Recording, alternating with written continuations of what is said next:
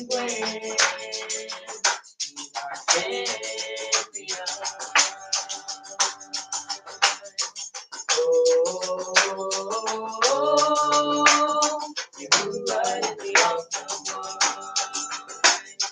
There's none like you. With you we win. You are our champion.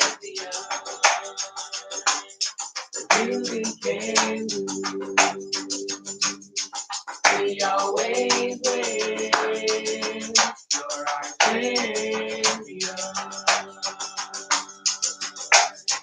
Oh, you are the awesome one. There's none like you. With you we win. You're our champion. With you we can lose. We always win. You're our champion. Oh, and you are the awesome one. There's none like you. With you we win. You're our champion. You we can lose. We always win. You're our champion. Oh, you are the awesome one. And there's none like you. With you we win. You're our champion. With you we can lose. We always win. You're our champion. Oh, you are the awesome one. There's none like you. With you we win. You're our champion. With you we can lose. We always win.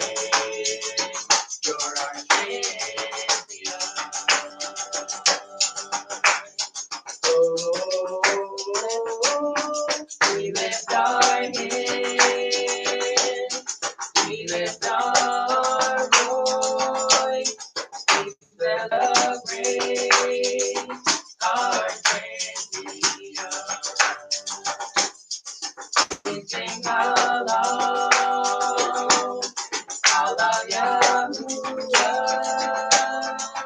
for the King who is victorious.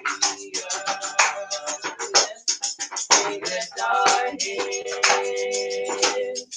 we lift our voice, we celebrate our champion. We sing aloud, hallelujah, for the King who is victorious. We lift our hands,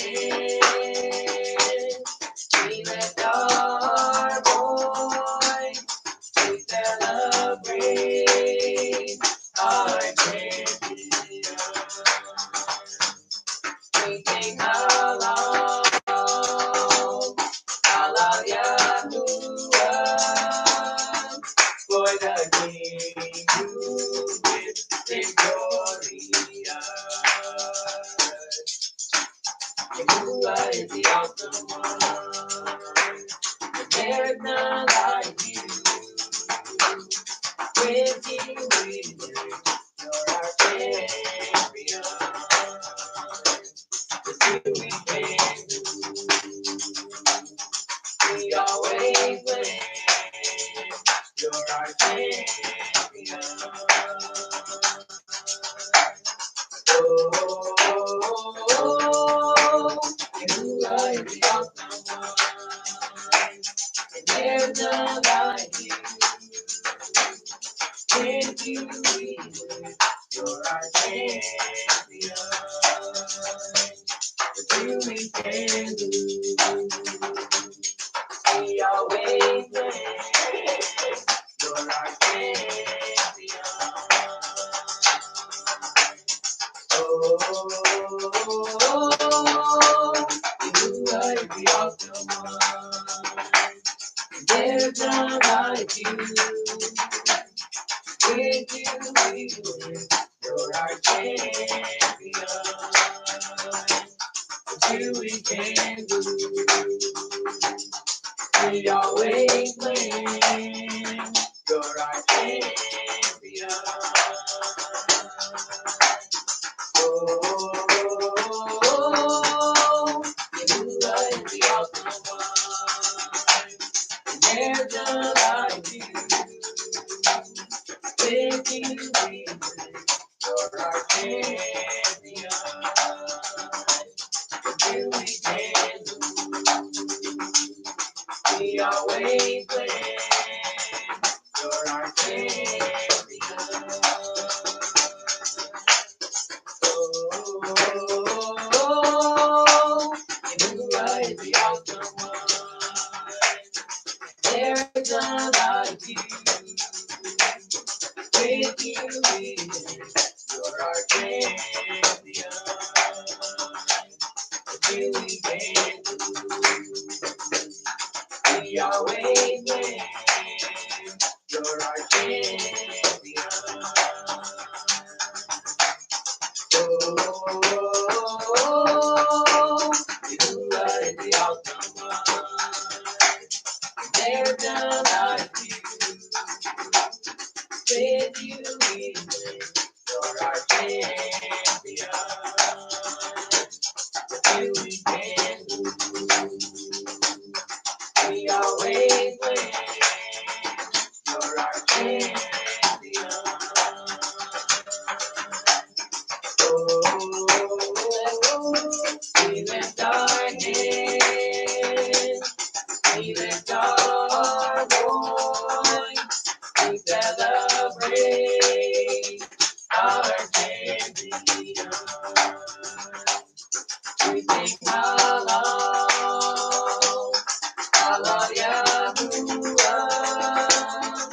for the King who is victorious. We lift our hands, we lift our voice, we celebrate our champion. We sing hallelujah,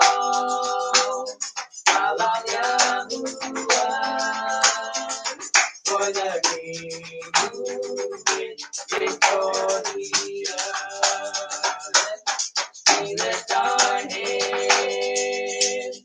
we lift our voice, we celebrate our champion. We sing hallelujah,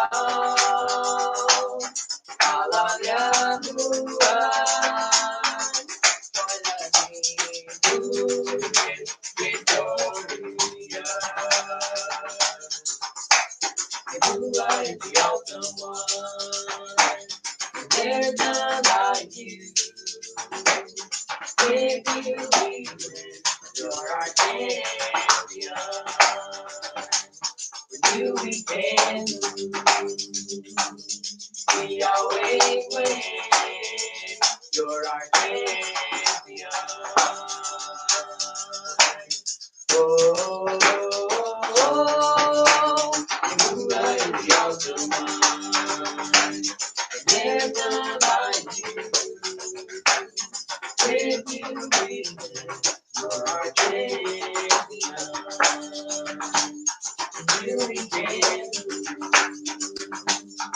we always win. You're our champion. Oh, you are the awesome one. There's none like you. you win. You're our champion. You can we always win. You're our champion. Oh, Yahuwah is the awesome one. There is none like you. With you, you're our champion. You depend, we always win. You're our champion.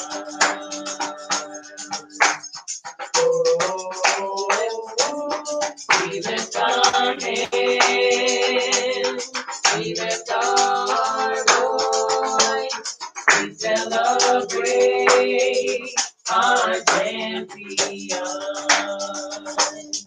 We sing aloud, Yahuwah, for the King who is victorious. We lift our hands, we lift our voice, we celebrate our champion. We sing aloud, Yahuwah, for the King who is victorious. We lift our hands, we lift our voice, we celebrate our champion. We sing aloud, Yahuwah, for the King who is victorious. Yahuwah is the awesome one. There's none like you. With you we live. You're our champion. With you we can lose. We always win. You're our champion.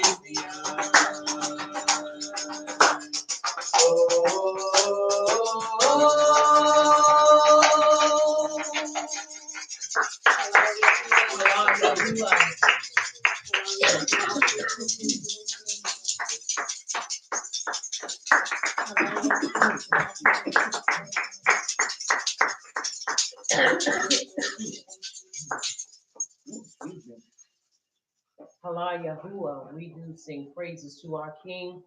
Welcome, welcome, welcome to the messengers of Yahuwah's, excuse me, Hebraic Belief Ministries, part two, Shabbat class. We want to continue where we, excuse me, left off. Come on, give him praise.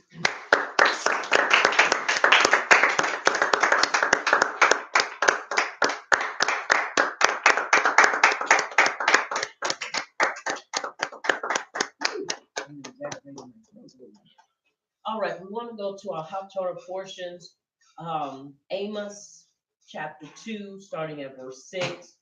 And for those of you that might just be tuning in for the first time throughout this Yom, and you're coming back to be with us in this Layla, and for those of you that are coming back to be with us this Layla, and for those of you that may be just tuning in this Layla for this portion of our class, while we're turning to Amos chapter 2, our theme this Shabbat is Uayyesheb, Uayyesheb, and it means and he settled. And he settled. And we began in Bereshit chapter 37, verse 1, all the way to chapter 40, verse 23. And we read about the lives or the life of Yosef. And before we got to Yosef, we learned many things about the 12 brothers, and so, or the 11 brothers. And so we just kind of took up from there, and we began to see the lifestyle and We began to see what caused the bitter hatred among the brethren for their baby brother. And so, excuse me, we want to continue, but we want to continue now from Amos, from the prophetic. And so, as such, we want to see what is it that Abba Yahuwah is saying to the children of Yasharon.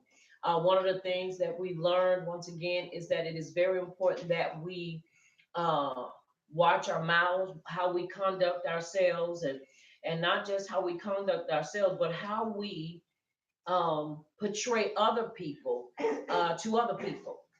Reports, and that we not be liars, and that we not be immature, but that we truly be mature, and that we be really tuned in to Abba Yahuwah, and that we have a valid relationship with Him. And so we read and we saw many of things in the writings. Once again, chapter 37 all the way to chapter 40. We see where Joseph is taking to Potiphar's house, and we see where the same thing that he put his brothers through. And somebody would say, well, what you mean? You have to read the chapter, and then you have to go back and see the first portion of the class, where he basically brought an evil report concerning his brothers to his Abba. And so the same thing that happened to that he took to them was the same thing happened to him. Nevertheless, Abba Yahuwah was with him through it all. And so one of the things that's important for us to draw from the writings and draw from this story, because it's not just a story, it is history, is that we should never ever fabricate anything. If we can't tell the truth about a situation, then be quiet. Right. But above all, let us please tell the truth when it comes down to conveying messages or giving messages concerning a person or a person or persons. Let's be truthful about the things that we deliver concerning those people. Are you following me? Yes. Very important. And so we are, once again, in our Haftorah Uayyesheb portions, which comes from Amos chapter 2, verse 6. And I do want to put this out here. I've heard many people say, that under the law, which you have to understand, law is a word that was translated or transliterated instead of leaving it, the instructions of Abba Yahuwah.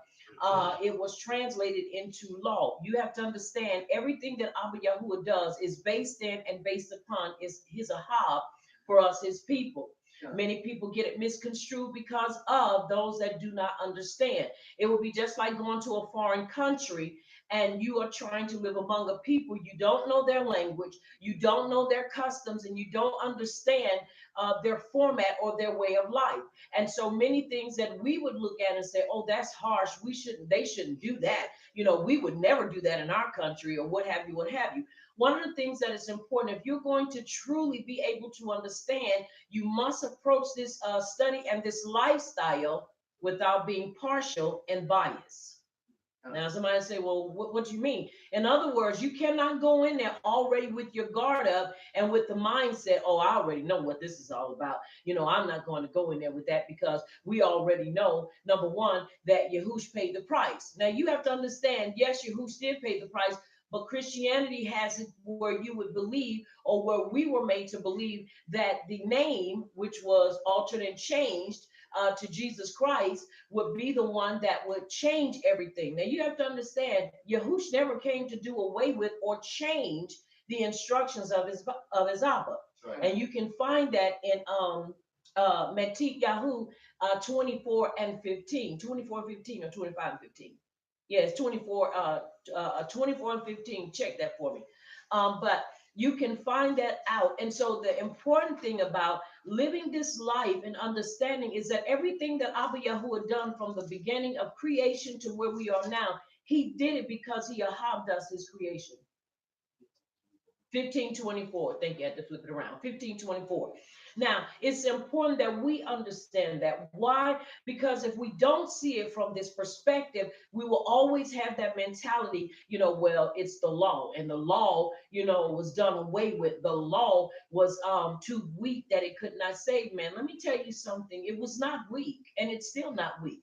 His instructions are not weak at all. As I said in the beginning, we have to look at it. When you are a stranger to this, and when you have been taught to fear what you don't know, then you automatically begin to throw stones at it. And if you don't throw stones at it, to dismantle it and basically say, well, no, I can't follow in that because there is no ahab in that. Well, I beg to differ. When you open up the writings, what do you think you're reading? You're reading his instructions, which are his what? His laws. Basically, once again, they interpreted his instructions and his doctrine to be interpreted as law. It's amazing. We never say the laws of the land are tedious or they're harsh. Right. But we can always look at the instructions of Abba Yahuwah and see that people will say these things. So I challenge you, to continue to do research and to continue to study and seek him throughout his writings, because that's the only way you're going to truly get an understanding of what it is, excuse me, he desires to convey to us, his chosen people. And it is so. And it is so. All right, we are in Haftarah, Uayyesheb, Amos chapter 2, starting at verse 6. Let us begin reading, please. And it is so. Reading how many verses? Let's read 5, please. Amos chapter 2, verse 6. This is what Yahuwah says. For the 3 sins of Yasharal, even for 4, I will not turn my back or turn my wrath.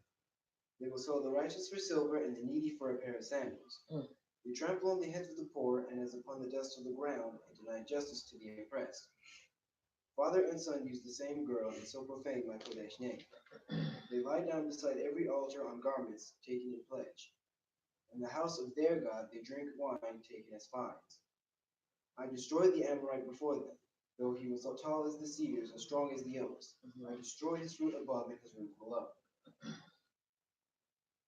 brought you up out of Mitzrayim, and I led you 40 years in the desert to give you the land of Amorites. And it is so. And it is so. Now, let's look at this. Excuse me. Yea, for 4 will I not reverse it, although they have committed the 3 grave sins of idolatry, incest, and murder. Yet their exile is decreed on account of the injustice perpetrated by the judges who should have been the custodians of justice. Once again, it's important that we understand what the prophet is conveying here. Yahuwah said, I'm not going to throw you away, but if we are truly the judges or the custodians of justice, then it is important that we find ourselves, excuse me, living in a manner that is conducive of who we are supposed to be. Custodians. A custodian is one who has been given authority or a caretaker over that what belongs to another. This is why when you hear about custodians going into schools and stadiums, why? Because they've been given jurisdiction or authority over that place or in that place to clean up and to maintain that place. Right. And so because we are the custodians, listen to me well, of his instructions, it is important for us to understand how we live, how we do things is going to affect other people. Right. Very important for us to understand that. Excuse me. They say the subject is the judges, the righteous, they who are or who have right on their side. For a pair of shoes, that is for the merest trifle. Targum, in the Targum, it is quoted, in order to be their heirs, and explains they pervert the cause of the needy, who is thereby forced to sell his or her field. If this happens to adjourn the estate of the judge, he is able to buy it cheaply and so can lock up, and it says similar root, the word for shoes, his estate in a continuous hold. They force the needy to sell their land, the transaction being confirmed by the ceremony of the shoe, which we understand. Anytime there's something done, they would take off a shoe and they would either toss it on that land or they would leave the shoe on that land. And you can also find that in Ruth chapter 4, verse 7. Very important for us to understand, as I said earlier, It is important for us to understand that if you really want to get Abba Yahuwah upset and wonder why he's angry, it is because of the needy and the poor, the widows, those that are without Abbas, excuse me, those that are without Emas, those that are without structure in their lives, whether it is economically, whether it's socially. These are the things that we as a people are to never get to the point that it becomes beyond us. Right. Does that make sense? Yes. Where it becomes beyond us. Now, the reason why this is important for us is because we sometimes look to courts, the system that is outside of us as a people to take care of what Abba Yahuwah is baruching us to take care of. Does that make sense? Yes. Yes. Now, once again, if you are not able, then I'm not talking to you. But as a whole, we should be able to do something besides sit by on the sideline. Right. Individually, you may not be able to do anything, but as a whole, we should be able to do something to be able to help out or send relief. Now, with that being said, understand what I'm saying, because I know, yes, people always put up the fund me things and they do those. And trust me, I am not against those things, but I am a firm believer. You got to show me something more than, okay, I'm going through something. Are you following me? Yes. Because you got a lot of people that know how to play these games out here, and they know how to run scams on people. And nobody wants to be scammed. Nobody wants to be taken advantage of. And this is why it is important that we as a people come together so that when needs arise, guess what? We can have somebody that can what? Vouch for us. Right. Say, no, I know they're not that type of people. They would not go and lie and make up something like that. If they are in need, I promise you, they're not going to tell you. But if they do come to you, you better know it is a need and there is nothing else they can do. And this is the last resort. That's right. Are you following me? Yes. So it's important we understand that. And so listen what it says. Excuse me. In order to be theirs or be their heirs, and explains, they pervert the cause of the needy who is thereby forced to sell his field. Now, you have to understand something. This is why certain things were put in place to prevent these things from happening. Now, as we go back and as we look in the story, once again, as we read through Bereshit chapter 37, all the way to chapter 40, you will find also in the chapter before it, in chapter, I believe, 38, where we see 38 or 39, where we see when Yehuda leaves and he goes and he gets up with his friend, the Adulamite, and he marries a Canaanite woman. They bring forth children. Two of his sons die because they are taught to spill seed. He basically, the daughter-in-law that he brings for his sons, she is part of the Kohen. She is a priest, a daughter's priest. And so the Ema, which was evil, basically told them, do not bring forth seed with this woman. And so she is left as a widow twice. She is widowed twice.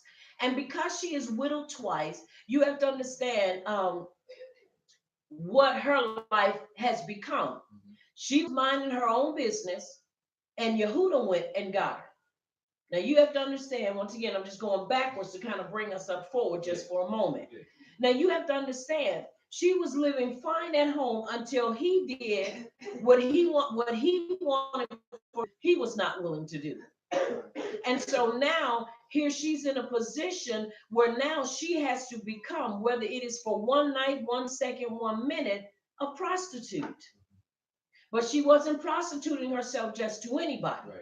She basically put herself in a position to be taken in by her Abba-in-law. Now you must understand, when he went in unto her, she was a virgin, because her two husbands that died never touched her. This is why they died, because they spilled seed. Many said that, is it possible that they could have pulled out? No, they didn't do it at all. And this is why they died, because they were preferring to spill seed instead of impregnating their wife. Okay? Now, the importance of understanding where I'm going with this is that here it is. She is now, watch this, a priest's daughter that has to now become something, I'm sure, in her wildest nightmare, she would have never, ever thought about becoming. And that is a harlot, even if it wasn't just but for 5 minutes, because she wanted to make sure that she was impregnated. Now, watch this, not just by anybody, but by Yehuda, because he would not give her Sheila.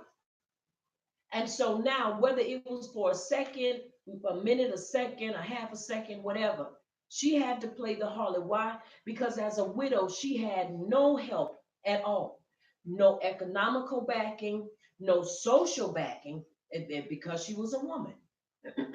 And so now this put her in a position to where she had to do something in order to make it, in order to survive. Are you following me? And I'm not in no means justifying it, but you got to do what you got to do, especially when you understand if I don't take care of me, who will? Are y'all following me? Very important. Now, with that being said, this is why I made that remark to bring us up here. When those that are widows and those that are poor are misguided or taken advantage of, this is what makes Abba Yahuwah angry.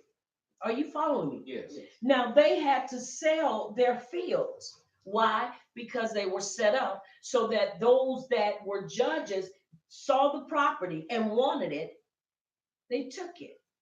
And then they tried to basically say it's all in the name of justice.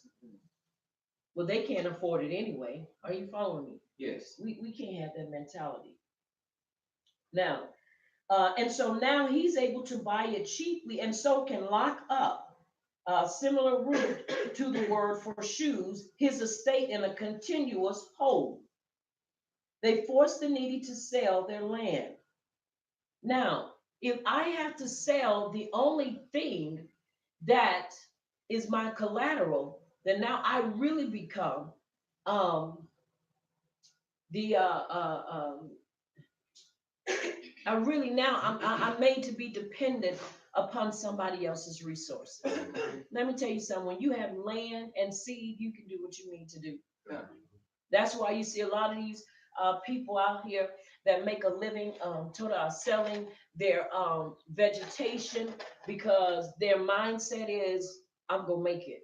And I'm not begging and asking anybody for anything. And I said, and people say, but I don't own no land. You go to the Dollar Tree and you can own as much land as you want. You can buy it $1 a bag. Put you some seed in the ground, get you some nice, either make you some nice planting boxes, or you get no,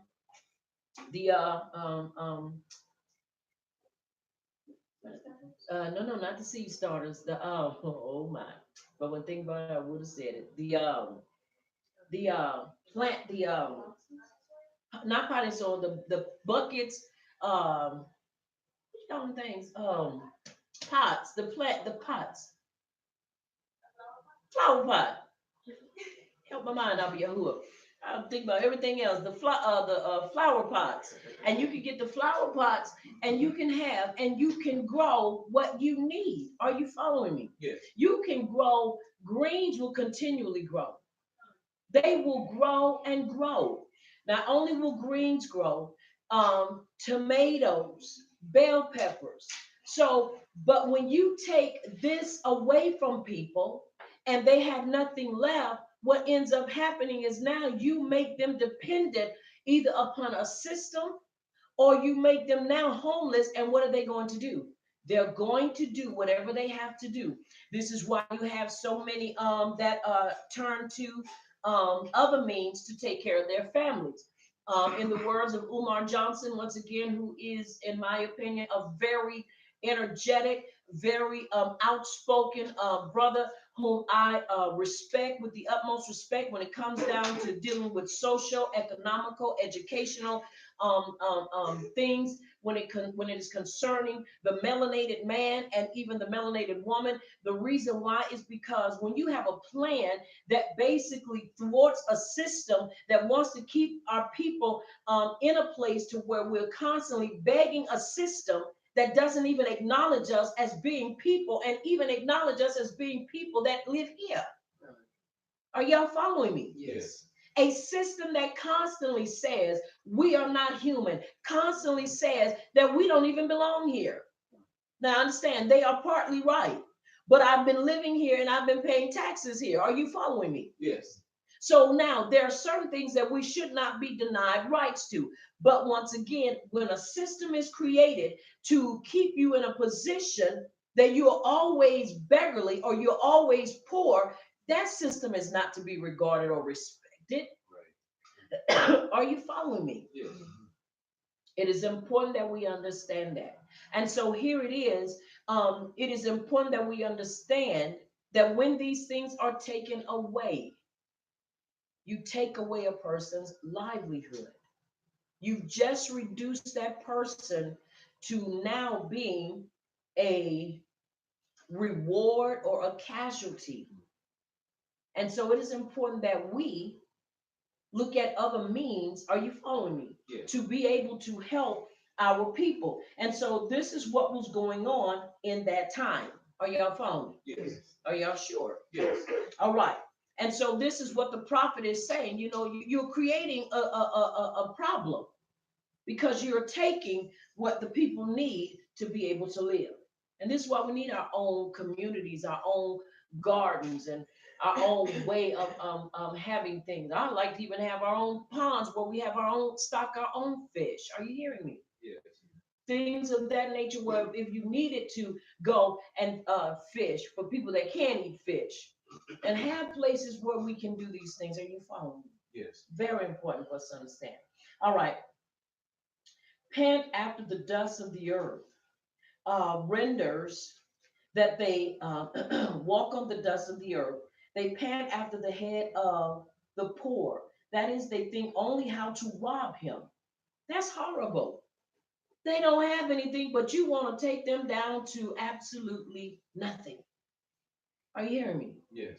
Once you've taken a person's valuables, the only thing next to take away from them is their um, ability to think of themselves as being human.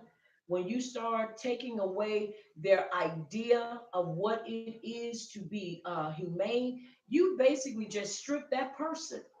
Are you following me? Yes. When you basically take a person and after you've taken everything else that you can, now you start working on their I don't want to use the word ego, but everybody has an ego. It's just when that ego gets flared up and pride begins to be the forerunner of it, that's when we have problems. When you begin to take away a person's self-worth, this is where now you have literally bankrupted a person because even people that may not have what you have, as long as they have that sense of knowing that I am a person, are you following me? Yes. Then I can rise. I can rise again. I can get up from this. But the moment you bankrupt a person and you take away from them their identity, you've just stolen the very thing that will motivate them to do what they need to do to keep it moving. Am I making sense? Yes. This is very important for us to understand. And so Abba Yahuwah is getting on them because this is what they were doing. They were taking from the poor. You start thinking, what else can you take from the poor except their identity, their dignity? You steal them of that. You bankrupt them. And now you basically have a puppet. You can do whatever you want with that person. Are you hearing me? Yes. Excuse me. Anybody ever seen Roots? And I'm sure all of us have. I've seen it a couple of times, and every time I see it, no matter how many times you see it again, it still seems like it is fresh. And there's some parts in there when you think about when they got Kunta. And you know, when we were younger, we'd be like, stop acting like Kunta. But that's the wrong terminology. The thing of it is don't become Toby, remain Kunta. Because Kunta was a prince. Are you hearing me? Yes. It was Toby that was the slave because he had did what? Broke his will. He already had taken him from his native country.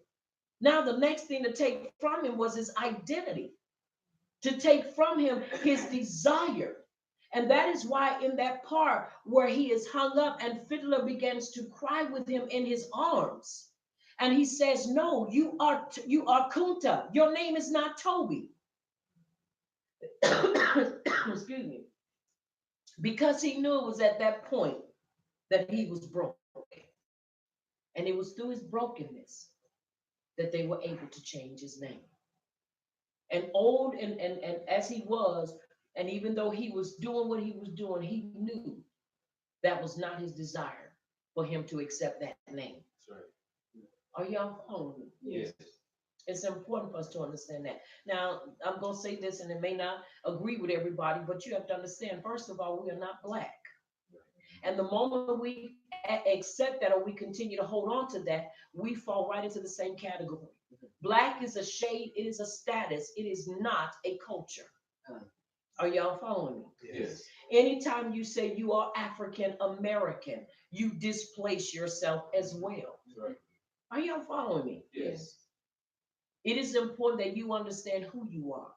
You are not black, you are not African American. Are you understanding me? Yes.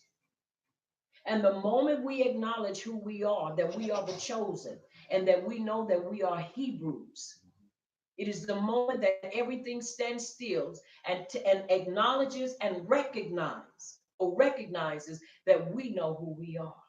And this is where we began to truly be a threat. Are y'all following me? Yes. Because long as we shucking and jiving and singing and doing whatever, but yet you continue to say, because you know, we as the black people, you ain't no threat. Because you have still continued to follow in the mindset that you are a shade instead of a person. Are y'all following me? Yes. Very important for us to understand. And so here it is. This is what he's saying. They robbed them. You start thinking, what else can we be robbed of? There's plenty people can take from you. It is not just your substance, because substance doesn't make us who we are. Right. Knowing who you are and whose you are validates you, That's right. not your possessions. And it is so. And it is so. They pant to drag the poor in the dust. They pant to heap dust on the head of the poor. For if the latter refuse their demands, they hand them over to officers who trample them in the dust. I'm going to break you. I'm going to do whatever. Because you have to understand, once again, it's just like a dragon. A dragon does not eat the food itself until it is ashed over. That is why they burn it all up to ash. Are y'all following me? Yes. This is important for us to understand. Very important. Turn aside the way of the humble. They force the humble to turn aside from their way through fear of them. They turn the humble from the right path until the shame is lost, and the man and his father go unto the same maiden. No more scruples, no more morals. I have nothing else to lose, so why not? Are y'all following me? Yes. I do watch some of these old crazy movies. You see it all the time. Stuff in the hood and all this stuff, and you see these things that's taking place. Are y'all following me? Yes. Because this is where the enemy desires to drag us, to pull us to a place. Are you hearing me? Yes. Where there are no morals and no scruples. And it is so. And it is so. They lay themselves down and they recline at their meals beside every altar, openly and brazenly, their power, according to their power in the idolatrous temple, fined unjustly. Everything that's done is always to make sure that they keep the upper hand. This is why, once again, we have to do a reality check on how we do things. Right.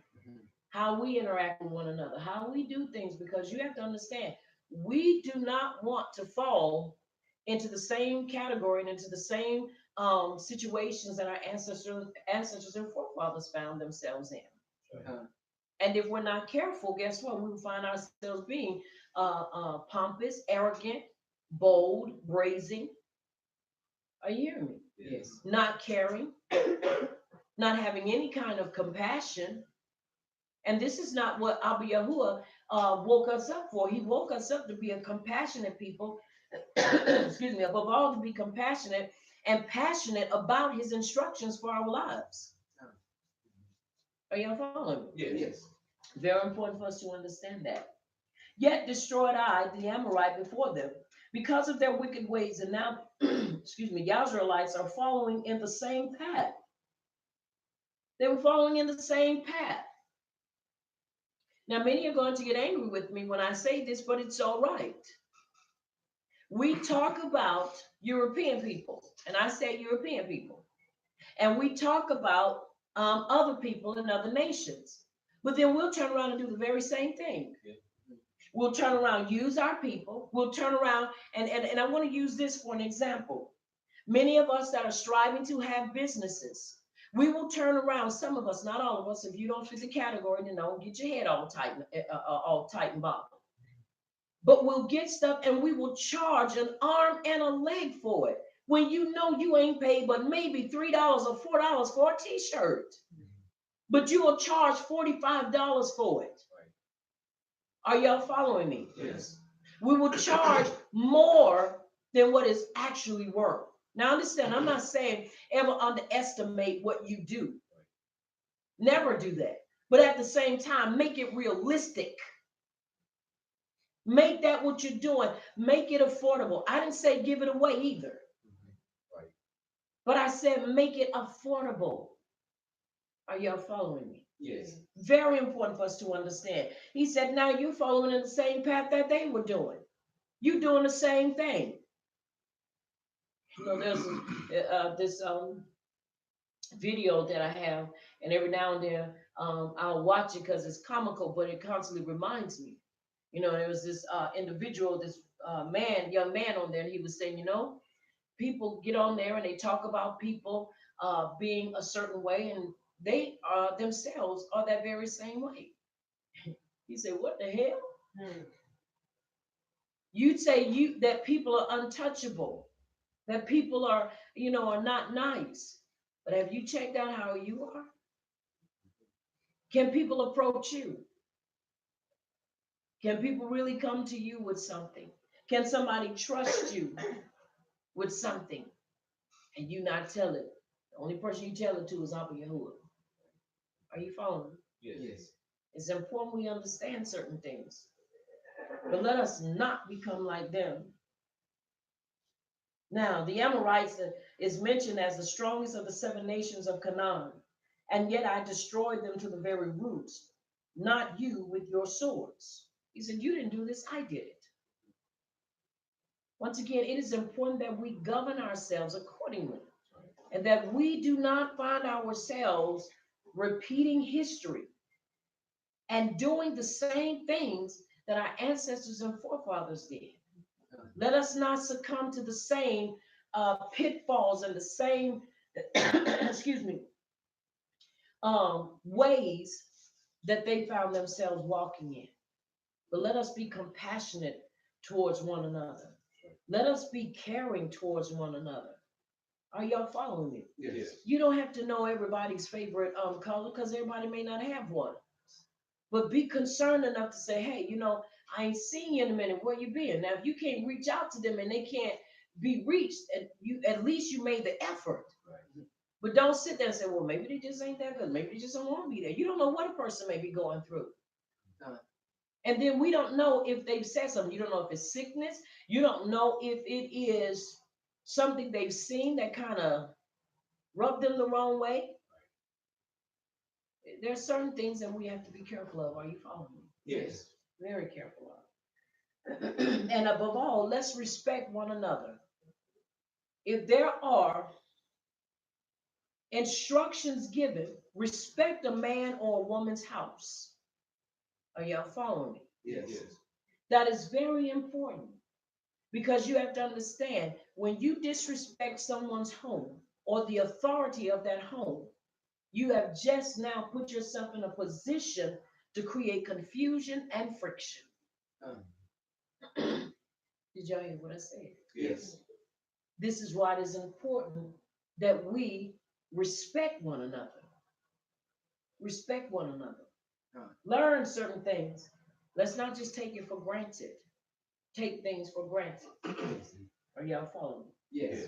excuse me, led you 40 years in the wilderness to possess. I led you all that time in the wilderness that you might learn my statutes and so become worthy to possess the land of the Amorites. Now you have to understand something. If they were doing the things they were doing, and here he said, look, the reason I led you this way is so that I could prove what was in your heart, but also because I wanted to give you this.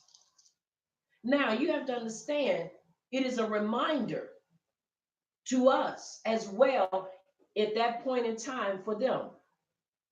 I didn't bring you out of the situation I brought you out of for you to act like you ain't never been through nothing.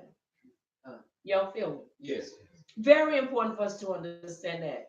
Because sometimes when people get on their feet, and this is not everybody, once again, if the shoe don't fit, then don't try to force it on your foot. And if you can't put it on your foot, don't try to put it on your hand.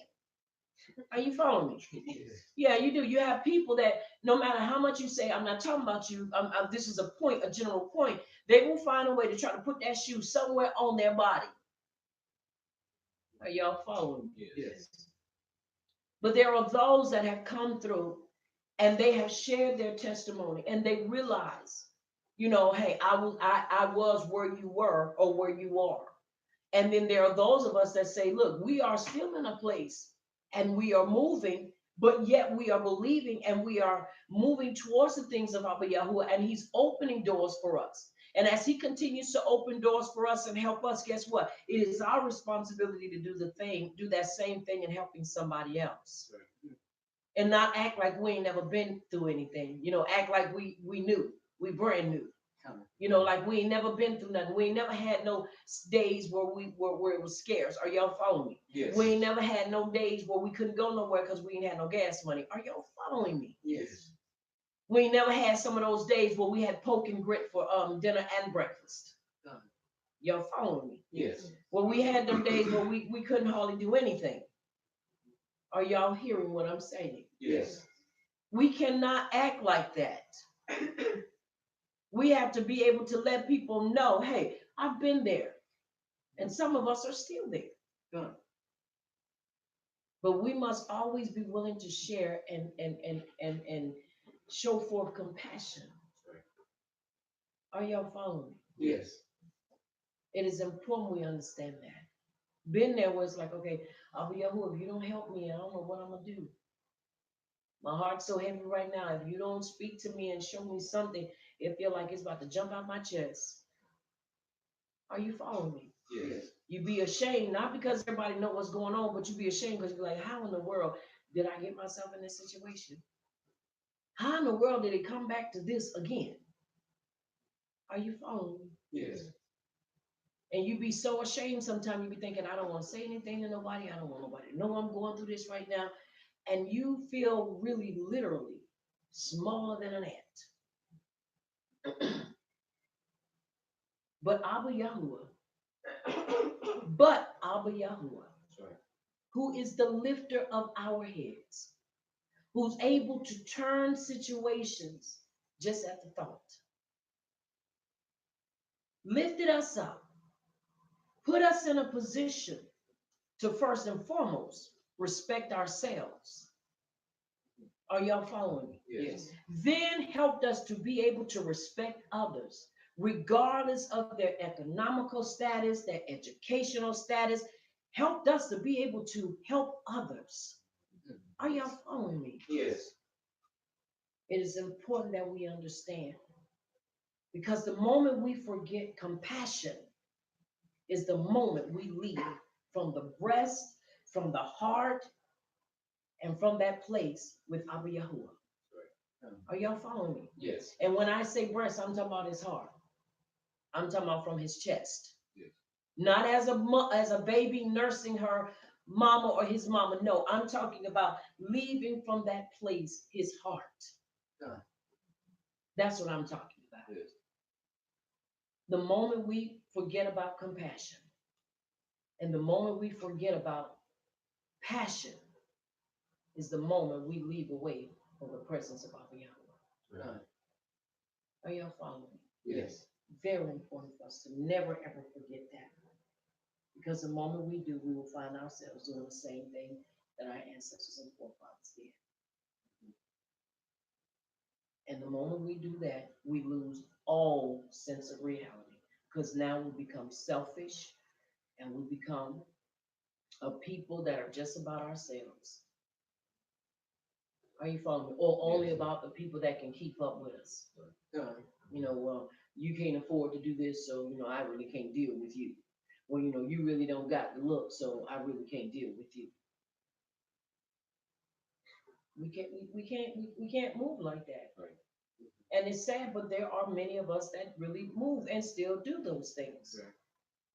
But yet we're supposed to be in truth. And it is so. All right, let us continue reading. Verse 11, let's continue. Let's read 6 verses. Verse 11, I read. And I raised up some of your sons as prophets, and some of your young men as Nazarites. Not so, O ye children of Yasharal, declares Yahuwah. But you made the Nazarites drink wine, and commanded the prophets, saying, Do not prophesy. Mm. See, I am weighed down by you, as a wagon is weighed down when filled with sheaves. And the place to flee shall perish from the swift, and the strong shall not strengthen his power, and the mighty not save his life. And he who handles the bow not stand, and the swift of foot not save, nor he who rides a horse save his life. And the bravest among the mighty flee naked in that day, declares Yahuwah. And it is so. And it is so. Your sons were prophets. Even your youth were endowed with the spirit of prophecy. Now, mind you, he's talking about the children of Yasharal. This ain't talking about Christianity. This ain't talking about church. This is talking about where we understand the gift and the reasoning for prophets to come forth. And that was to put put Yasharal back in her place. Right. And don't think that we are dead and gone, because we are still alive. That's right. But we can't speak until he speaks to us. That's right. Now, understand what I mean by that. There is a time that you prophesy, and there is a time that you prophesy using the writings. Are you following me? Yes. And this is why when we constantly maintain and constantly push the same agenda, sometimes people get tired. Well, look like we ought to be able to do something else. No, we can't do anything else. Why? Because we have not mastered this yet. Right. This is what a prophet is supposed to do. Bring you to a place to master the writings, to where we're not going back and saying, oh man, I done messed up. Now I got to start all over again. That is what we are supposed to do. Don't get it twisted, and don't go look at Christianity and then come back and say, well, we don't have no prophets. No, that's what they do. When you look in the writings concerning the way we're supposed to govern our lives, it's totally different. Choice. And so he said, no, they had it on them while they were young. Your young men for Nazarites. Although young men naturally seek physical pleasure, I inspired them to become Nazarites to attain to, excuse me, the Kadeshness through self-restraint. For teachers, that is men who separate themselves from the world to study so they can teach the root idea of Nazir being separation. He said, this is what I did. Now, let me say something right here. This is why it is important that we understand it is not just about how many hours. Now, look what he said about studying. It is about first knowing who called you and building a relationship. Then from that relationship, which causes you to hunger and thirst after him, you're going to stay in a place where you're studying. You're going to stay in a place where you're reading because you're trying to get a handle of this thing. Are you following me? Yes. And so it is important that we understand you want a life of self-restraint.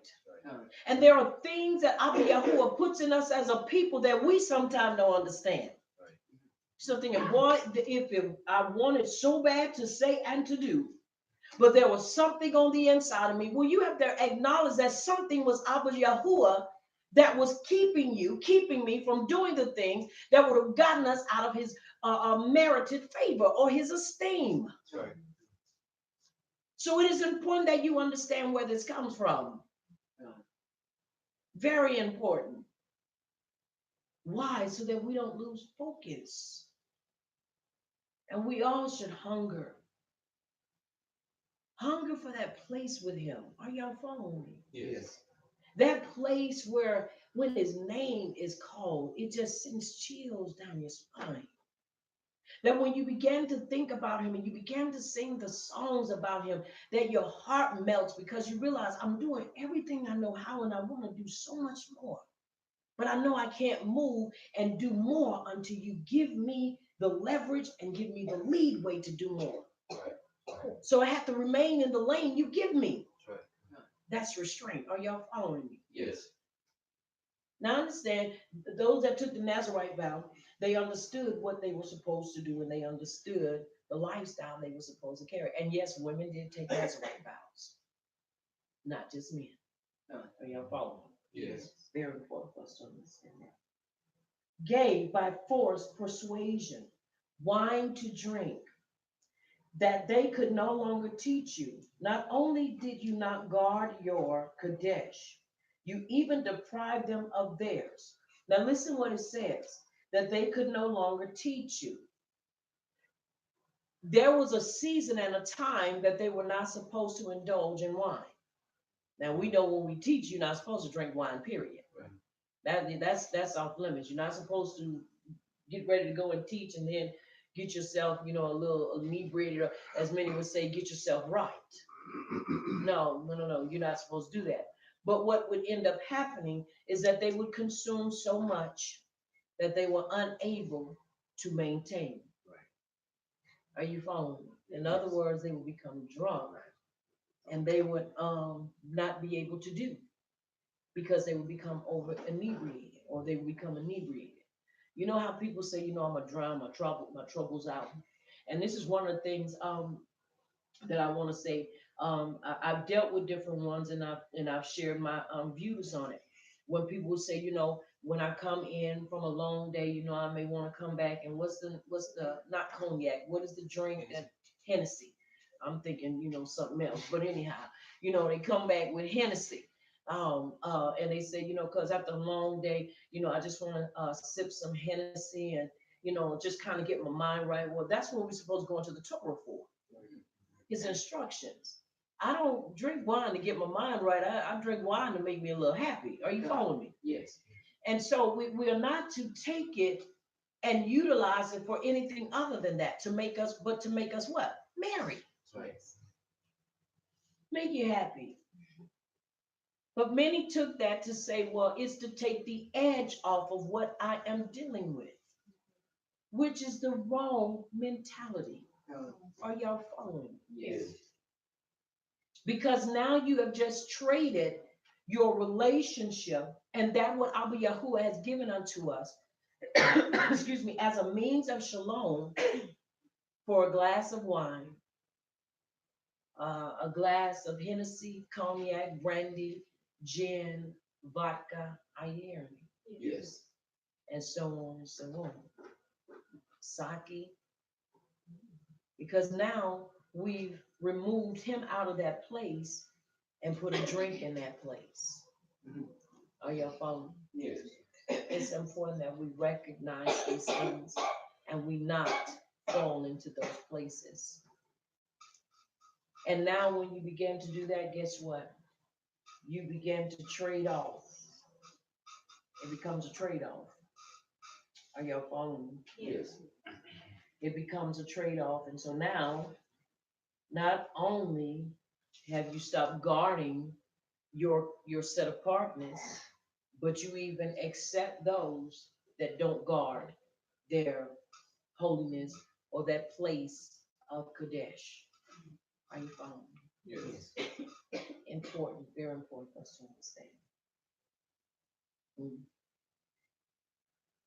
Will make it creak under you, will press you in your place that you cannot flee.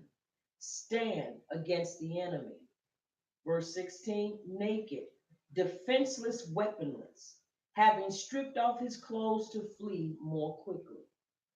In other words, you don't want nothing to hold you down, so now you got to take off everything you have. We can always look at that as being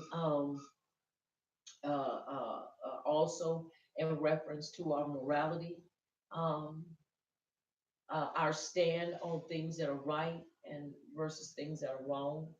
Are you following me? Yes. And I've learned, many times we say, well, I ain't gonna get involved with that. Sometimes our, let me put it this way, not our silence is is also an indicator of where we stand or where we don't stand. Yeah. It is just like an abusive situation. A person, it's this young lady, and sometimes you have to step away from things. I know I do, to collect my thoughts, because you don't want to be malicious and mean. But this young lady was beat up by her boyfriend. He knocked her tooth out and bloodied her nose and bruised her. I mean, just had her face so swollen, marred. And she asked the question, and the reason why he beat her the way he beat her was because he thought she was on the phone with another man. And she was, but she was talking to her brother. So he beat her. And you have two pictures, one with a picture with her face all fresh and pretty. Then the next one, she's smiling and she got a tooth missing. And she said, well, I just have a question. And this was a repost. The same person, I need, y'all opinion. He wants to marry me now. He apologized. I forgave him. And now he wants to marry me. What should I do? Well, there was a many of things I really wanted to say on there. But I said, no, let me calm my emotions, because this is a person that's really in need of guidance. Are you following me? Yes. Because we can get up there and we can spew out and we can be angry and do whatever. But at the end of the day, she's going to still, at the end of the yarn, she's going to still make her decision. Right. But if we can say the right thing with the right temperament, then it's a possibility that we can change her desire to even want to be or stay with a person that will beat you up. Are you following me? Ain't gonna be no beating up here. This is one of the things, but the reason I said that is because sometimes we can bypass stuff like that, and our silence is our answer. Well, whatever you do, it ain't gonna affect me, because that's your life. But let me tell you something, it does. Because if she's walking in truth and she dies, guess what? That's another one of us that's lost. So we can't always look at it and say, well, that's them. That's how they do. No, that's us, y'all. And people may not like it and may not accept it, but there are times that we are supposed to say something. Yes. I didn't say voice our opinions. Find it in the writings and give it to them from the writings. Yes. Are y'all following? Yes. And that way, when they go and lay down at night, they can make a intelligent, mature choice on whether they're gonna stay or leave, because you've just given them the word to base their decision or choice from, and not just, if it were me, I would. Because many of us would be like, if it were me, he would have never put his hands on me. Right. Are y'all following me? Yes. Yeah, he would have never put his hands on me, because it wouldn't have even happened that way. Are y'all following me? Yes. So it's important that we be careful and that we pray and use wisdom. Excuse me. Once again, a lack of an answer is still an answer. Very important that we understand that. All right, chapter 11. And let us read, please. I'm sorry, chapter 3. I'm talking about chapter 11. I'm sorry, chapter 3. We can read, you can read all 8. It's just no verses.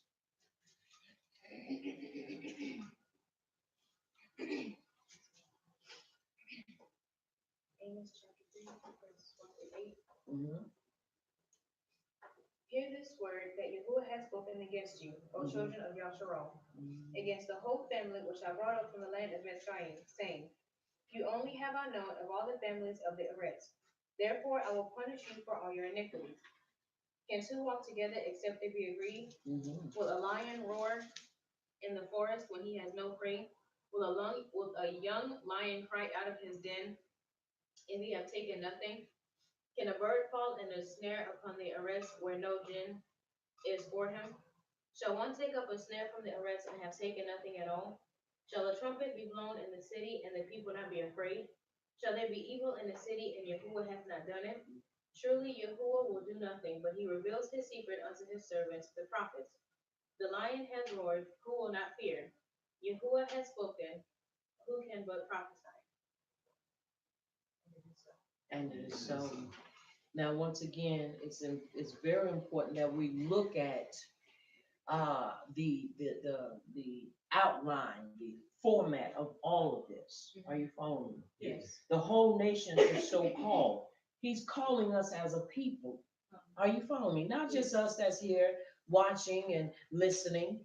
He's talking about everybody, whether they listen today or tomorrow.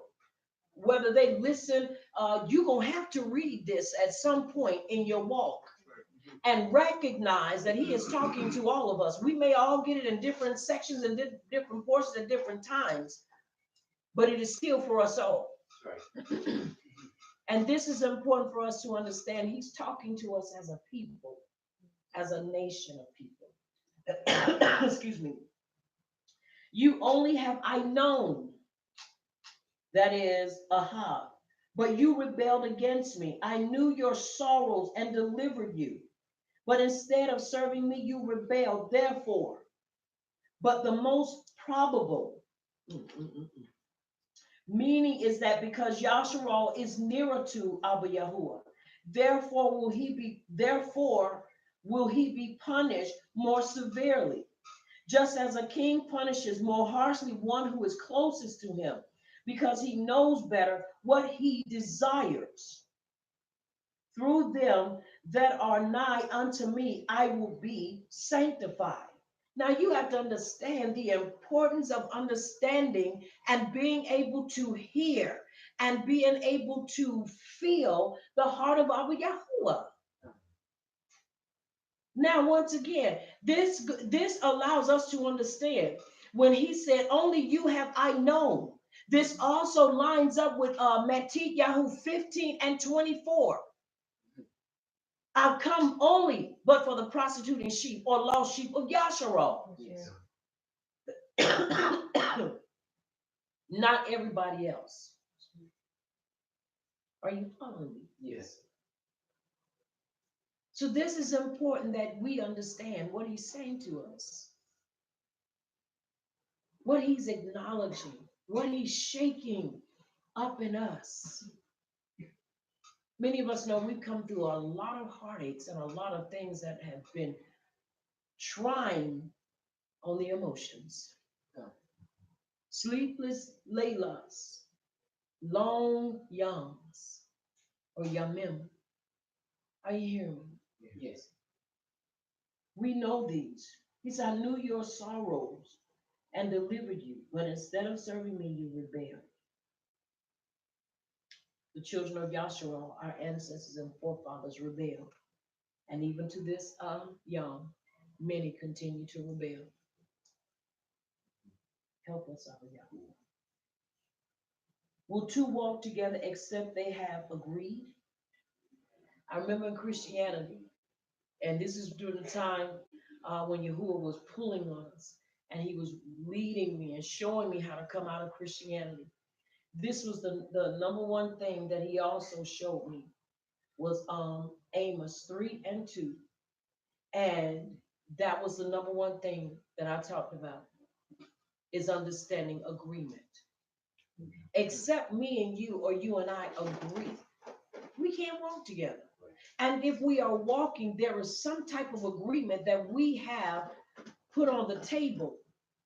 And this is why we're walking together, because we've agreed to. Are y'all following me? Yes. Now, many people will look and say, but we didn't even talk about that. We didn't discuss that. It doesn't matter. If we are walking together and we are socializing, we are interacting with one another, then there is an agreement. There's an agreement. Now he said, you tell my prophets not to prophesy, but two do not walk together without first arranging to meet. Similarly, my prophets do not prophesy, save when I inspire and command them to do so. This is why you will know a false prophet, because false prophets prophesy out their own heart and out their own mind. Except there is a meeting with Abba Yahuwah, and he says what he wants to be spoken. Ain't nothing you can say. Right. You continue with what he's already told you to do, and that's to what? Declare, be a witness, bring forth his instructions. And this is why people that follow people that say they are prophets, listen to me well, and they can rise in the morning, excuse me, and come and tell you today is going to be this day and be that day. You better watch that person. Because one thing about the prophets of Abba Yahuwah, we are not going to be all speaking 3, 4, 5, 6, 7 different things.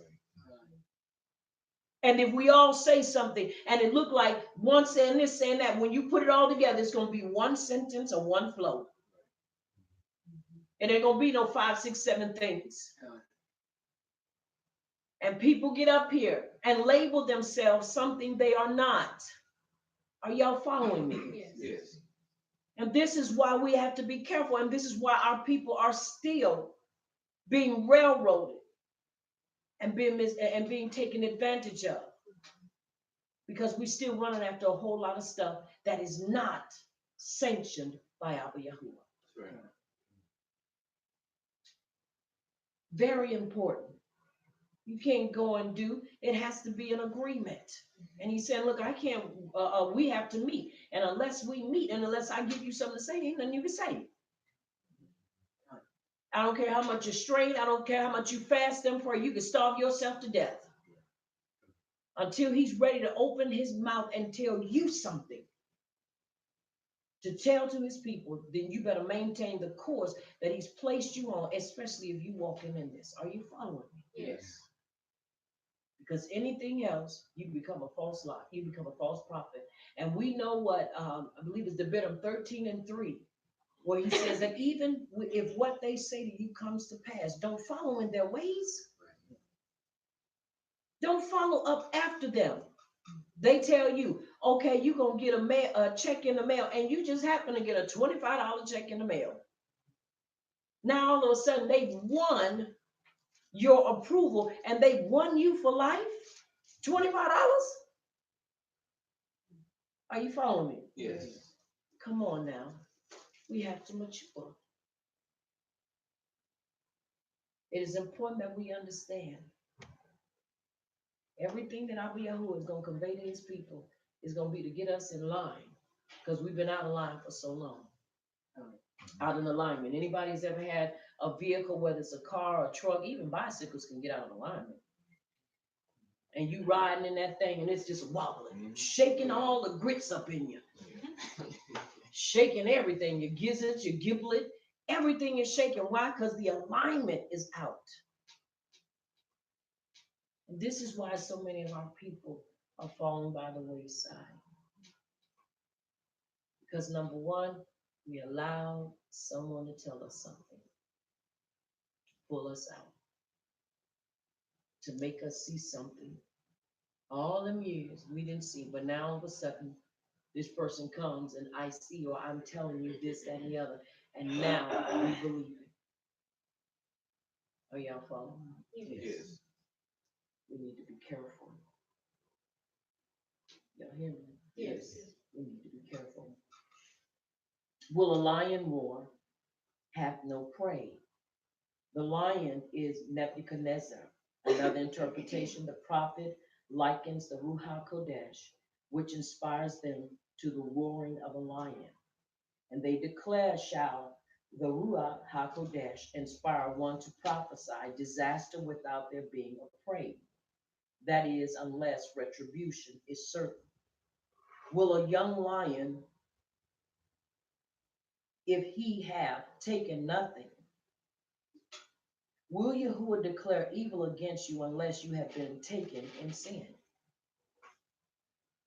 Are y'all following? Yes. Will Yahuwah declare, look at it again, evil against us unless we have been taken in sin? He's not going to do it unless we've been what? Taken in sin. Are y'all following me? Yes. Very important for us to do an evaluation of our lives. Will a bird fall? Similarly, can you sin without being ensnared? And can your iniquity spring up before me without your being taken? Are you hearing me? Yes. Yes. Can you sin without being ensnared? No. Because the moment we sin, we've already been ensnared. Are you following me? Yes. Shall the horn be blown in a city and the people not tremble? The horn warns of the approaching enemy. So are my prophets, watchmen who warn you of the result of sin if you persist in it. If we consist in it, if you consist in it, destruction is going to happen. That's right. If we continue to walk gap-legged, if we continue to try to straddle the fence, we're going to be judged. That's right. That's right. And the one who's judging us is the one who holds the remedy. Are y'all following? Yes. We're almost done now. The lion hath roared. How then can you forbid my prophets to prophesy? He fears the roaring of the lion, the divine voice, and cannot do otherwise than obey my commands. We can only do what he's commanded us to do. Yes. And this is important for us to understand. We're only the messengers. Are y'all hearing me? Yes. Yes. Very important for us to understand. And understand this, the warning doesn't come to anybody except the house of Yasharal. So we need to stop trying to tell people, you need to come on and get right. Really? The only way they're going to get right is we get right and we do right. Because it's through our life living that we draw other nations. And until this is perfected, we'll constantly have people vacillating and all over the place. Are y'all following? Yes. Very important for us to understand. All right. Let us go to our brick and dasher for portions for this Layla. Matit Yahoo 1. And we're going to read verses 1 through 6. We only have 6 verses.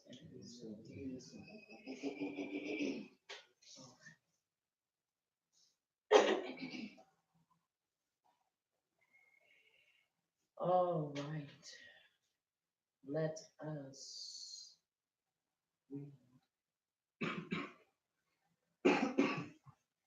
We're going to read verses 1 through 6, and then we're going to jump down to verse 16 and read to verse 25. And it is so. Yes. All right. Let's begin.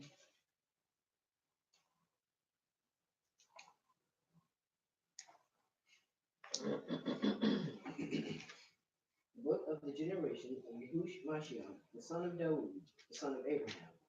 Abraham begat Yasek, and Yasek begat Yaakov, and Yaakov begat Yehuda and his brethren. And Yehuda begat Perez and Zara of Tamar. And Perez begat Ezra, and Ezra begat Aaron. And Aaron begat Aminadab, and Aminadab begat Nason, and Nason begat Salmon.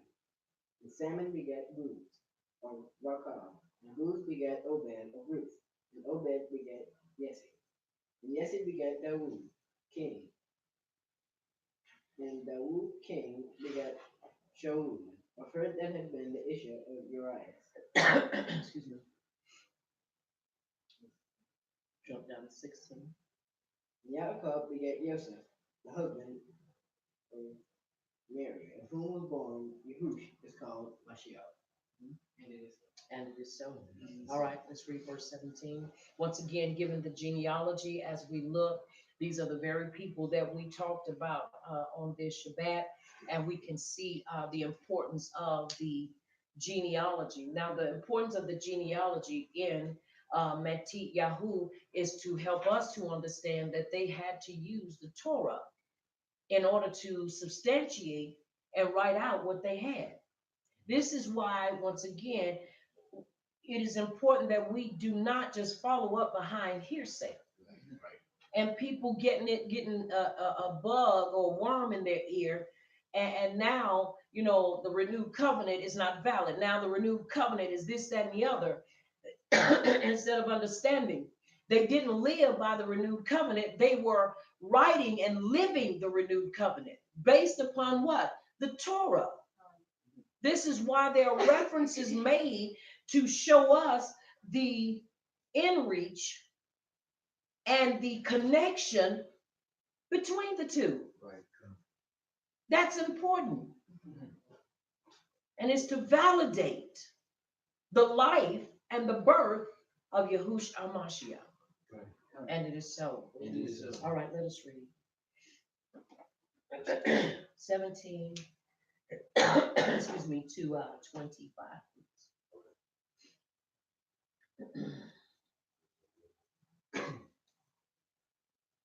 So all the generations from Abraham to Dawood were 14 generations, and from Dawood unto the exile to Babel were 14 generations, and from the exile to Babel until the Mashiach were 14 generations. But the birth of Yahush Mashiach was as follows. After his Ema, Miriam was engaged to Joseph. Before they came together, she was found to be pregnant from the Ruach HaKodesh. And Joseph, her ish, being righteous and not wishing to make a show of her, had in mind to put her away secretly. But while he thought about this, see, a messenger of Yahuwah appeared to him in a dream, saying, Joseph, son of Dawood, do not be afraid to take Miriam as your Isha, for that which is in her was brought forth from the Ruach HaKodesh. She shall give birth to a son, and you shall call his name Yahush, for he shall save his people from their sins.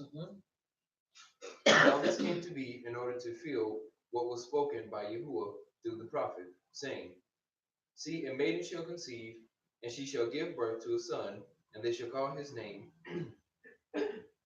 Emmanuel, which translated means power with us. And Joseph, to 25.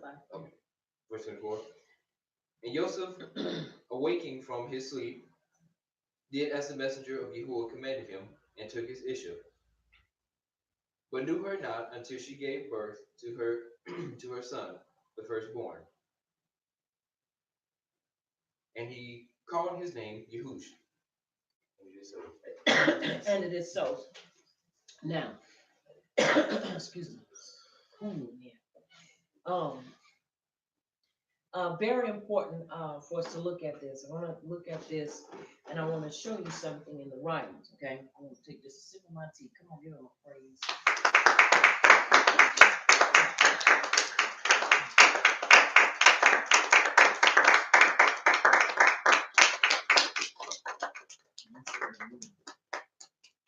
All right, now, very important. This is one of the most challenged and put under fire chapters and verses when it comes to the Mashiach.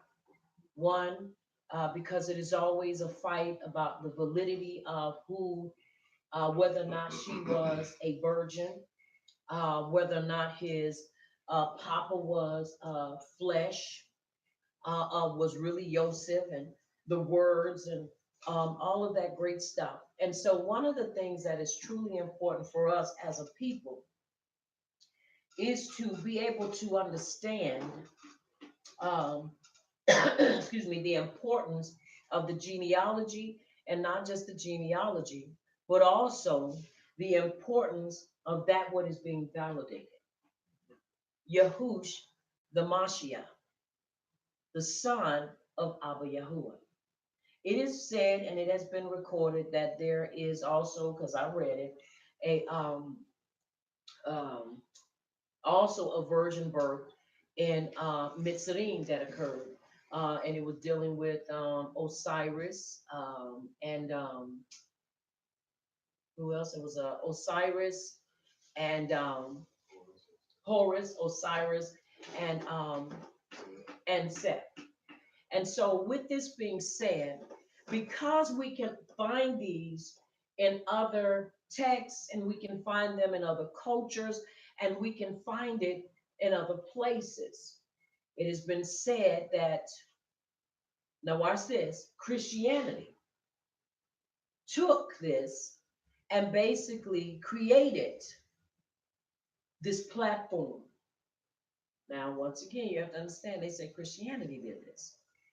But when it is all said and done, we're not living in Christianity. And I pose this, even if it is recorded in other cultures, does that mean now, because it's recorded in other cultures, that now it becomes null and void with us? That's a negative. Are y'all following me? Yes. And see, we can be so quick to believe literature over what Abba Yahuwah has done. Because our mentality is that, well, somebody else did it. So because somebody else did it, and it is recorded that we basically adopted that story, then now that makes our story null and void. When we are going off of what is stated in the writings. Are y'all following me? Yes. Where he spoke to her and told her that she would conceive. Now, just because, once again, it is recorded in another writing does not mean that it makes it invalid in our writing, in our history. That's important for us to understand. And the reason why I'm saying this is because, once again, this has come under fire so much that people have literally stopped believing that Yahush is truly the son of Abba Yahuwah, and basically have said that he's the son of Joseph, which basically takes him out of being the son of Yahuwah. When we read in Yehukanan chapter 5, Yehukanan Aleph chapter 5, 3 through 15, the witness, and that Yahush is the son of Yahuwah. Are you following me? Yes. And that those of us that possess the Son possess everlasting life, and those of us that do not possess everlasting life. And that he is given a witness concerning who his son is. Now, are you following me? Yes. Many times, the reason is because, excuse me, they don't believe that this was probable, that Abba Yahuwah would allow his word to impregnate a woman, and it has nothing to do with the man on the other side to bring forth the Redeemer. Are y'all following? Yes. Which many have struggled with and still struggle with. This is why it is important that we be careful of what we consume. Be careful of what we accept as truth, valid truth. It's very important that we be careful of this. There are many books out there that really come against the renewed covenant. One of the fights and theories is because the language is different. Of course, the language is going to be different to a degree. Our language is different. And we are Hebrews. Can we agree with that? Yes.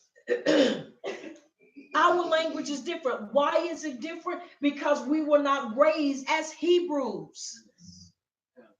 So our language is going to be different. We are not going to sound like the not so much average Hebrew, but we're not going to sound like Hebrews, not yet. But watch this.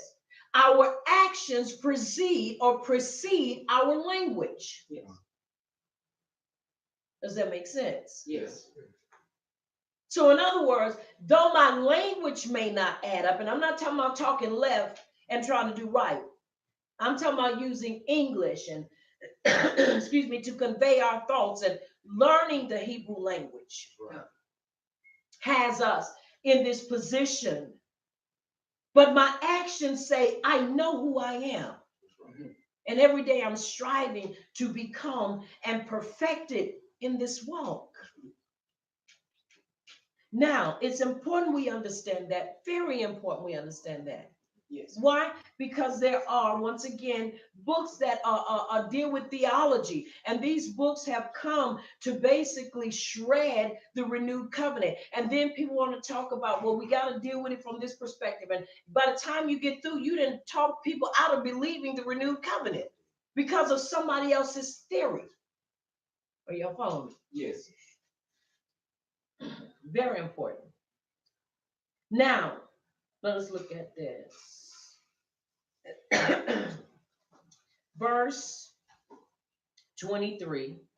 See, a maiden shall conceive, and she shall give birth to a son, and they shall call his name Emmanuel. Emmanuel, which translated means "Al is with us." And Joseph, awakening from his sleep, did as the messenger of Yahuwah commanded him, and took his Asha, but knew her not until she gave birth to her son, the firstborn, and he called his name Yahush. Now, I want to show y'all something. This very saying is also recorded in Yahush. Let's go to Yahusha, not Yahushua, Yeshua, not Yeshua, um, uh, in Yashia, yeah, trying to get my brain together, Yashia. All right, we're gonna go to Yashua real quick because I want to show you something.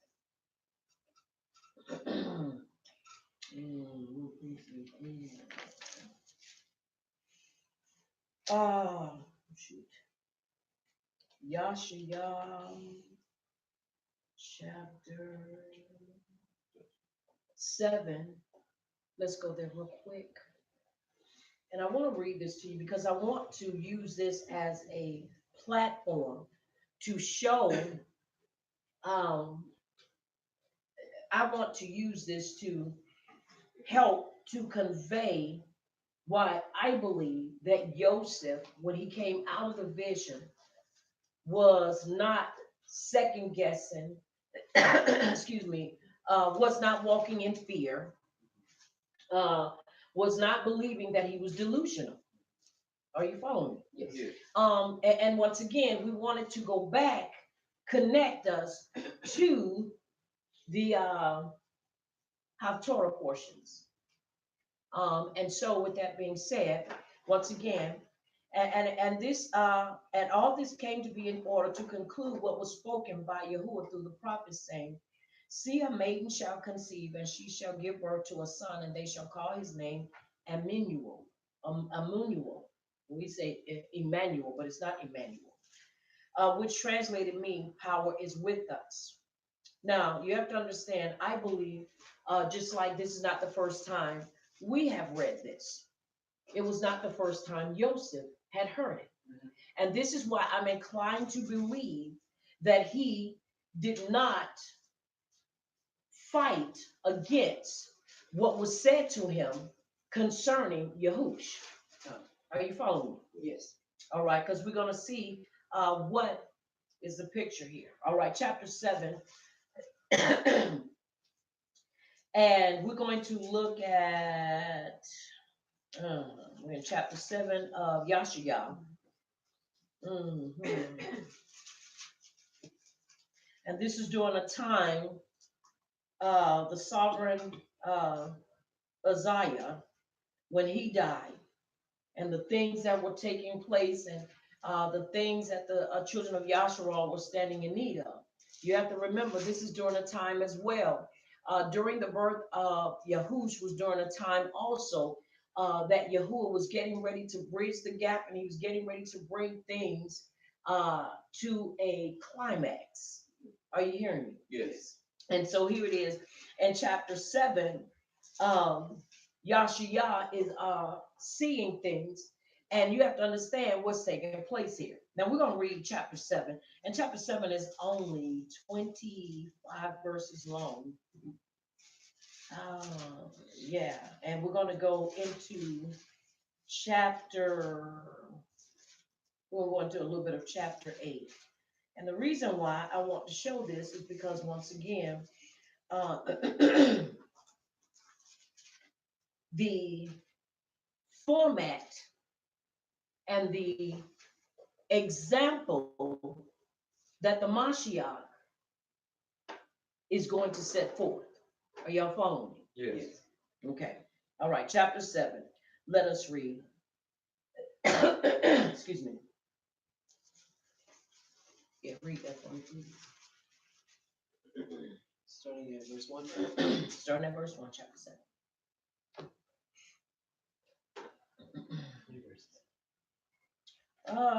Read for me 8, please. Yashayahu chapter 7, starting at verse 1. Mm-hmm. When Ahaz, son of Jotham, the son of Uzziah, was king of Yehudah, King Rezin of Aram, and Pekah, son of Remaliah, king of Yasharal, marched up to fight against Yerushalayim, but they could not overpower it. Now the house of Dawood was told, Aram has allied itself with Ephraim. So the hearts of Ahaz and his people were shaken, as the trees of the forest are shaken by the wind. Then Yahuwah said to Yashayahu, Go out, you and your son, Shir Yashub, to meet Ahaz at the end of the aqueduct of the upper pool, on the road to the washerman's field. Say to him, Be careful, keep calm, and don't be afraid. Mm-hmm. Do not lose heart because of those two smoldering stubs of firewood, because of the fierce anger of Rezin and Aram, and of the son of Remaliah. Aram, Ephraim, and Remaliah's son have plotted your ruin, saying, Let us invade Yehudah. Let us tear it apart and divide it among ourselves, and make the son of Tabil king over it. Mm-hmm. Yet this is what the sovereign Savior says. It will not take place, it will not happen. For the head of Aram is Damascus, and the head of Damascus is only Rezin. Within 65 years, Ephraim will be too shattered to be a people. Mm-hmm. And it is so. And it is so. Now, once again, this is the prophet speaking, and he's giving instructions, and he is showing what's happening. Now, you have to understand, this is civil war. This is civil war. This is our people fighting among themselves, about to tear one another up. And Yahuwah is saying, look, don't be afraid of what's taking place, because guess what's about to happen? I am about to send help your way. Excuse me. All right, let's finish reading.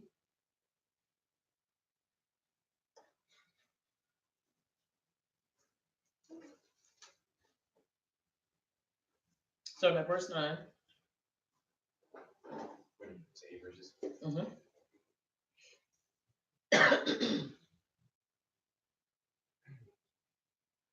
And the head of Ephraim is Shamron, Mm-hmm.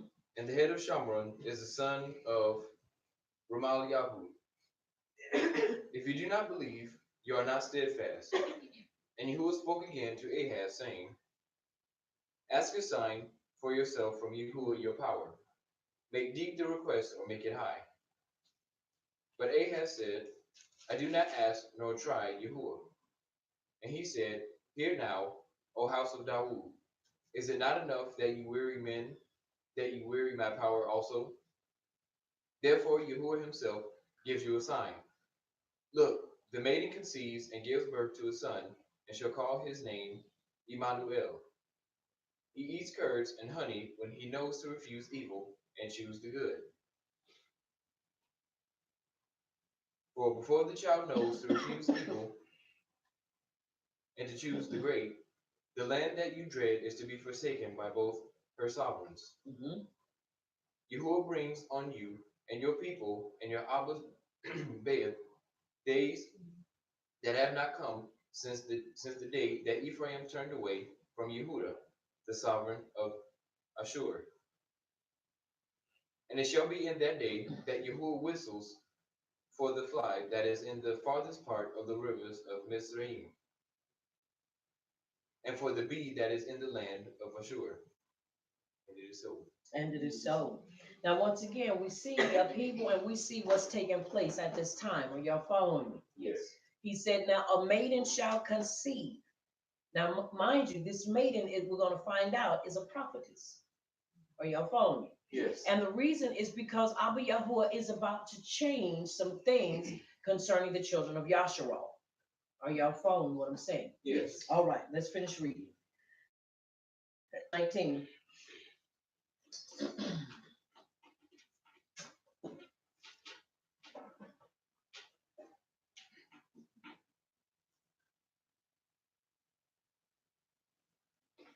Verse 19. Mhm. Read verse 25. Read from 19 to 25. Yes. And they shall come and shall rest all of them in the desolate valleys and in the holes of the rocks and upon all thorns and upon all bushes. In the same yom shall Yahuwah shave with the razor that is hired, namely by them beyond the river, by the king of Assyria, the head and the hair of the feet, and it shall also consume the beard. And it shall come to pass in that yom that a man shall nourish a young cow and 2 sheep. And it shall come to pass for the abundance of milk that they shall give, he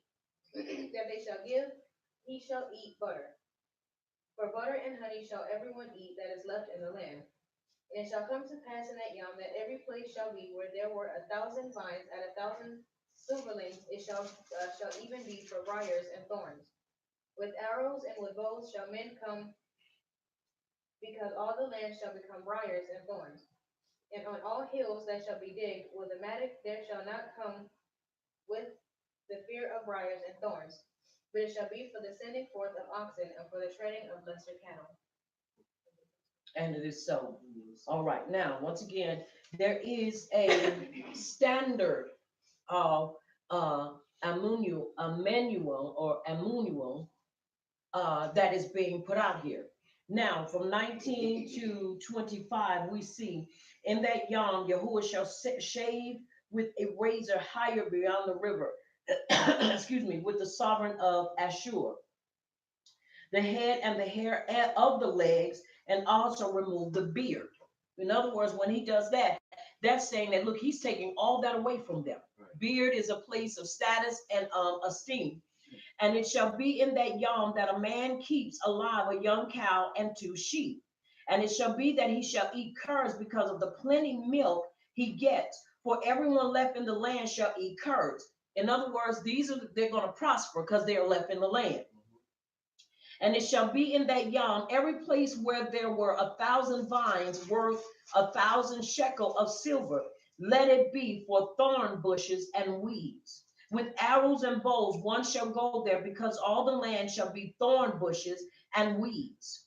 And to all the hills which were tilled with the hoe, you do not go for fear of thorn bushes and weeds, but it shall be for sending oxen to, and a place for sheep to roam. He said, don't even look at what it looks like now. Just know that this place, are y'all following me, is going to be a place for the oxen and the sheep to roam. Now, when we get into chapter 8, chapter 8 shows us the lifestyle of what he is getting ready to do. And Yahuwah said to me, take a large tablet and write on it with a man's pen concerning Meher, Shala, Hat, or Kash, Baz. And let me take reliable witnesses to record Uriah the priest and Zakur Yahuwah, son of Yerbek Yahu. And I went to the prophetess, and she conceived and bore a son. And Yahuwah said to me, call his name Mahir Shala Kash Bazar, or Baz. For before the child knows to cry, my Abba and my Ema, the riches of Damascus and the spoil of Shamaron is taken away before the sovereign of Ashur. And Yahuwah spoke to me again, saying, inasmuch as these people refuse the mayim of Shiloh that flow softly and rejoice in Retzin and in Rimal Yahu's son. Now therefore see, Yahuwah brings up over them the mayim of the river, strong and mighty, and sovereign of Ashur and all his esteem. And he shall come up over all his channels and go over all his banks. And he shall pass through Yehuda. He shall overflow and pass over, reaching up to the neck and stretching out his wings, shall feel the breadth of the land. O Emmanuel, or Emmanuel. Be shattered, O you people, and be broken in pieces. Give ear, all you from the far place of the Arets. Gird yourselves, but be broken in pieces. Gird yourselves, but be broken in pieces. Take counsel, and it comes to nothing. Speak a word, and it does not stand, for Al is with us. Meaning, Emmanuel means power is with us. For Yahuwah spoke thus to me with a strong hand and instructed me that I should not walk in the way of this people, saying, do not say a conspiracy concerning all that this people call a conspiracy, nor be afraid of their threats, nor be troubled. Are you following me? Yes. Now let's finish. I'm going to finish read this. Going to read it. Now it says, Yahuwah Sabbath, him you shall set apart. Let him be your fear, and let him be your dread. And he shall be as for a set apart place, but a stone of stumbling and a rock that makes for falling to both the houses of Yasharal, and as a trap and a snare to the inhabitants of Jerusalem. And many among them shall stumble and fall and be broken and snared and taken. Bind up the witness, seal the Torah among my Talmidim, in other words, my students. And I shall wait on Yahuwah, who hides his face from the house of Yaakov, and I shall look for him. Look, I and the children whom Yahuwah has given me, for signs and wonders in Yasharal from Yahuwah Sabbath, who dwells in Mount Sion. And when they say to me, seek those who are mediums and wizards, who whisper and mutter, should not a people seek their power? Should they seek the dead on behalf of the living?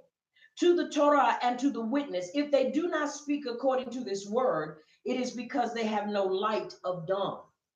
And they shall pass through it, hard pressed and hungry. And it shall be when they are hungry that they shall be wroth and curse their sovereign and their power, looking upward. And they shall look to the Arabs and see distress and darkness, gloom of hard times, and be driven into thick darkness. But there is no gloom upon her who is distressed, as when at first he humbled the land of Zebulun and the land of Naphtali, and afterward more heavily oppressed her by the way of the sea beyond the Jordan and Galilee of the nations. The people who were walking in darkness have seen a great light. Upon those who dwell in the land of the shadow of death, a light has shone. You shall increase the nation, you shall make its joy great. They shall rejoice before you as in the joy of harvest, as men rejoice when they divide the spoil. For you shall break the yoke of his burden and the staff of his shoulder, the rod of the oppressor, as in the Yam of Midian. For every boot of one trampling in tumult and coat rolled in blood shall be used for burning and fuel of fire. For a child shall be born to us, a son shall be given to us, and the rule is on his shoulder, and his name is called Wonder, Counselor, Strong Power, Abba of continuity, Prince of Shalom. Of the increase of his rule and shalom there is no end. Upon the throne of Dawood and over his reign, to establish it and sustain it with right ruling, with his righteousness from now on, even forever. The ardor of Yahuwah of hosts does this. Yahuwah sent a word against Yaakov, and it has fallen on Yasharal. And the people shall know, all of them, Ephraim, and the inhabitants of Shamaron, who say in pride and greatness of heart, the bricks have fallen down, but we rebuild with hewn stones. The sycamores are cut down, but we replace them with cedars. Are y'all following? Yes. Very important. And the reason why, excuse me, I read the extent of all of this is to show us when we go back into Matthew chapter 1 and we get to this part in verse 22. Let's go back, verse 20. But while he thought about this, see, a messenger of Yahuwah appeared to him in a dream, saying, Joseph, son of Dawood, do not be afraid to take Miriam as your asher, for that which is in her was begot by the Ruach HaKodesh. And she shall give birth to a son, and you shall call his name Yahush, for he shall save his people from their sins. Are you following? Yes. It's been recorded that the same life, I won't say life, no, let me rephrase that so people won't be thinking I'm saying reincarnation. You have to look at what has taken place. In Yashiyah, from chapter 7 all the way to chapter 9, we see that Amunuel was brought forth to be a deliverer of his people. Are you following me? Yes. And you have to understand, because Joseph is well versed in the writings, Yahuwah is going to speak to him from a position of knowledge. Does that make sense? Yes. So he is encouraging him, letting him know, as a son was born unto them to bring forth deliverance, so is my son brought forth to do this, but at a greater magnitude. Does that make sense? Yes. Very important. Now listen what it goes on to say. And all this came to be in order to conclude what was spoken by Yahuwah through the prophets, saying, see, a maiden shall conceive, and she shall give birth to a son, and they shall call his name Emmanuel, which translate means power is with us. And Joseph, awaking from his sleep, did as the messenger of Yahuwah commanded him, and took his Asha, but knew her not until she gave birth to her son, the firstborn, and he called his name Yahush. Why? Because he understood that Yahush was going to do the same thing that Emmanuel did in the time of Yashiyah. Does that make sense? Yes. Do y'all follow me? Yes. This is why I am persuaded when he spoke to him, it was to show and give credence to the mission and the purpose of Yahush coming forth in the manner that he did. Yes. Do y'all follow? Yes. It's important we understand that. You see what I'm saying? Yes. And this was the message that was conveyed to him. Very important for us to see that. And this is why he had no problem. And this is why he turned around and named him what? Yahush. He didn't name him what? Emmanuel. He named him what? Yahush, which means what? Yah or Yahuwah saves. Your follow? Yes. Yes. Very important for us to understand. Why? Because this also shows us the mission and the purpose of Yahush, to be a redeemer of his people. Right. So once again, they were well versed in the Torah and in the Haftorah. And so must we be. Very important for us to understand. So let us continue to hold fast to his instructions. Yes. Yes. Let us continue to hold fast. Because in that time, they were going through things just as the children of Yasharal were going through. At the birth of Yahush, we see many things had come in. Herod's temple, and we see where Rome had come into power. And so the children of Yasharal were under the thumb. Are you hearing me? Yes. Just even at that time. And so it's important for us to understand and to be able to recognize that Yahuwah was encouraging Joseph to take him and not be afraid, because he was going to be a redeemer, just as Amun-Uel was in that time. And it is so. And it is so. And it is so. Come on, put your hands together. Baruch him.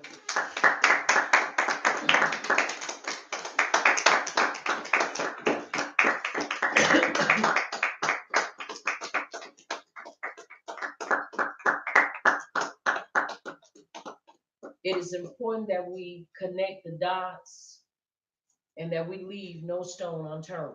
Very important. Yes.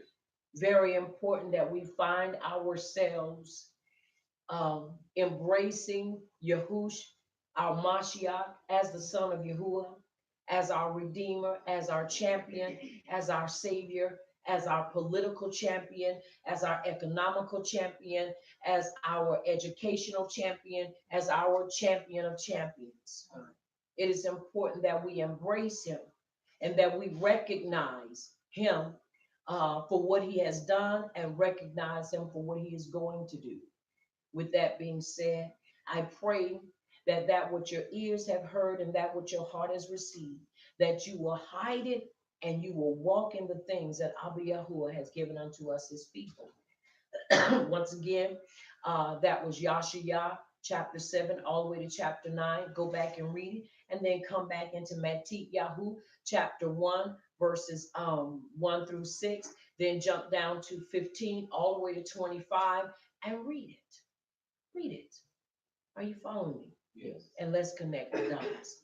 Once again, keep your head up, keep your shoulders squared, and keep your heart and your feet in and upon the Torah, because we can't go wrong when we follow after his instructions. I am Aliyah Yasharon, and I am the leader of Messengers of Yahuwah's Kingdom of Break Belief Ministries, located in South Carolina. I want you to remember here at Messengers of Yahuwah's Kingdom of Break Belief Ministries, this is the place where The Torah does the body excellent. Until next time, may Abba Yahuwah Baruch Atah and keep you in his shalom until we meet again. Also, I want you to remember that you've been touched by Champion TV, a place where the champions reside. And so.